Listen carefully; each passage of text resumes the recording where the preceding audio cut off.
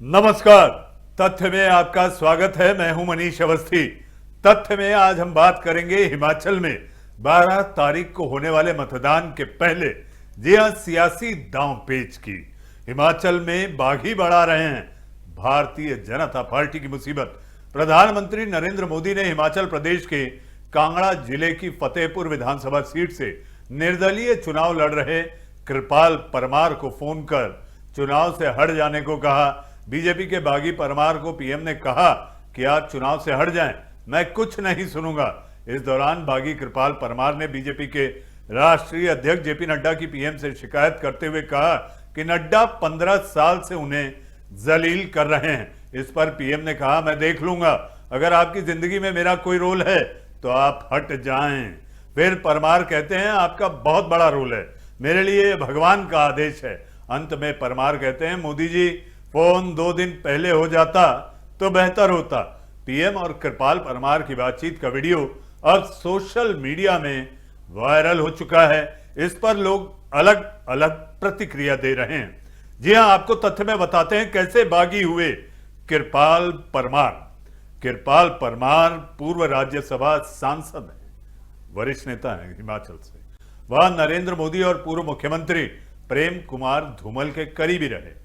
वह परमार 2012 से लेकर विधानसभा चुनाव लड़ने के लिए बीजेपी से टिकट की मांग कर रहे हैं। 2012 में उन्होंने देहरा विधानसभा सीट से टिकट मांग की थी, मगर पार्टी ने तब रविंद्र रवि को मैदान में उतारा। 2017 के बीजेपी ने जी हां 2017 के चुनाव की अगर बात करें तो बीजेपी ने इन्हें टिकट दिया, लेकिन तब कृपाल परमार कांग्रेस के पूर्व मंत्री सुजान सिंह पठानिया से चुनाव हार गए। जी हां, सुजान सिंह पठानिया, स्वर्गीय सुजान सिंह पठानिया। 2020 में सुजान सिंह पठानिया का निधन हो गया। इसके 2021 के उपचुनाव में कृपाल परमार ने फिर से टिकट पार्टी से मांगी, मगर पार्टी ने परमार को न देकर अर्जुन सिंह को टिकट दिया।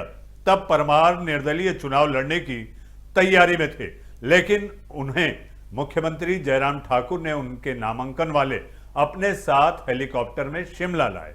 इस बार कृपाल परमार ने फिर से फतेहपुर विधानसभा सीट से टिकट की मांग की, लेकिन पार्टी ने यहां से वन मंत्री राकेश पठानिया को मैदान में उतार दिया। इससे नाराज कृपाल परमार बीजेपी के बागी हो गए। भाजपा के शीर्ष नेताओं ने कृपाल परमार को मनाने की लाख कोशिशें की है, लेकिन परमार नहीं माने। इससे फतेहपुर में भाजपा बैकफुट पर आ गई है। भारतीय जनता पार्टी ने बागी एवं पूर्व सांसद कृपाल परमार को 6 साल के लिए पार्टी से बाहर कर दिया है। अब पार्टी चाह रही है कि परमार चुनाव मैदान से हट जाएं। बीजेपी ने बदले 10 सिटिंग एमएलए के टिकट। यह तथ्य में जानिए कि आखिर हिमाचल में बीजेपी ने क्या किया। 10 लोगों की सिटिंग एमएलए की टिकटें जी हां बदल दिए। इसलिए बगावत के सुर। और अब तो मतदान की तारीख करीब।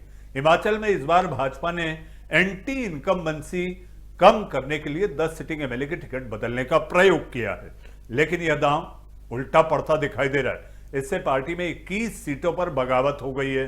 अब बागी उम्मीदवार बीजेपी के लिए मुसीबत बन गए। बागियों के उतरने से कई सीटों पर बीजेपी की स्थिति टाइट हो गई है। इससे पार्टी को नुकसान का डर सता रहा है। पार्टी के ये दिग्गज नेता हुए बागी। आप तथ्य में जानिए। फतेहपुर में कृपाल परमार, मंडी में प्रवीण शर्मा, बिलासपुर में सुभाष ठाकुर, बंजार में हितेश्वर सिंह, किन्नौर में तेजवंत नेगी, चंबा में इंदिरा ठाकुर, देहरा में होशियार सिंह, आनी से किशोरी लाल, करसोग से युवराज कपूर, बड़सर से संजीव शर्मा और नालागढ़ से केएल ठाकुर जैसे दिग्गज नेता बागी हुए। इनमें से अधिकतर सीटों पर बीजेपी मुश्किल में पड़ गई है।